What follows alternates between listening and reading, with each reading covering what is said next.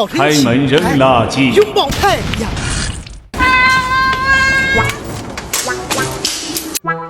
又打算故技重施。出去！卫生进来！又是个圆盘啊！又脖子高头见识个书。哦哟，有事吗？话还没说完，他又标记了一处地点。是个鹅，是个鹅。反正是豆豆不飞头。看他可怜，给他放了点粮，我们就出门遛狗了。